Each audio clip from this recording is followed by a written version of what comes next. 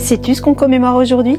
La mort d'un homme. Et pas n'importe quel homme. Un homme qui continue de marquer l'histoire depuis plus de 2000 ans. À Turin, on conserve un tissu, un simple drap de lin, mais sur ce tissu, le corps d'un homme y a laissé son empreinte. On y distingue un homme battu, couronné d'épines, crucifié. C'est ce qu'on appelle le linceul de Turin. Et depuis des siècles, ce morceau de tissu ne cesse d'intriguer. Alors, que sait-on? Premier élément, d'où vient ce tissu? Après analyse du tissage, on peut dire qu'il provient du Moyen-Orient, qu'il a été tissé selon les prescriptions juives, et ce n'est pas tout. On y trouve du pollen, mais pas n'importe lequel. Un pollen qui pousse uniquement autour de Jérusalem et uniquement au moment de la Pâque juive. En 2022, des chercheurs ont daté ce tissu. Il a environ 2000 ans. Deuxième élément, en 1898, un photographe amateur italien prend une photo du linceul. Et sur le négatif, l'image devient incroyablement nette. Elle révèle le visage d'un homme qu'on ne pouvait pas voir à l'œil nu. L'image révèle que l'homme a subi des supplices étrangement similaires à ce que la Bible raconte à propos de Jésus. Troisième élément, le sang retrouvé sur le linceul,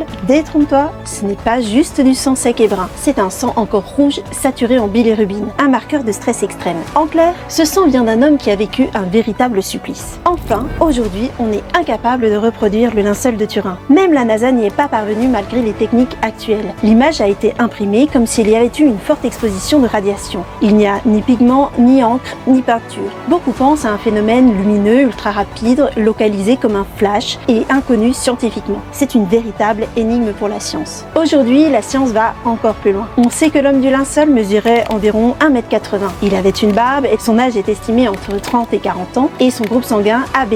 Un profil rare aujourd'hui, mais très fréquent chez les juifs du 1er siècle. Statistiquement, tout pointe vers un seul homme, Jésus de Nazareth. Qu'en penses-tu? Partage-le nous en commentaire et viens nous retrouver sur linceulturin.net.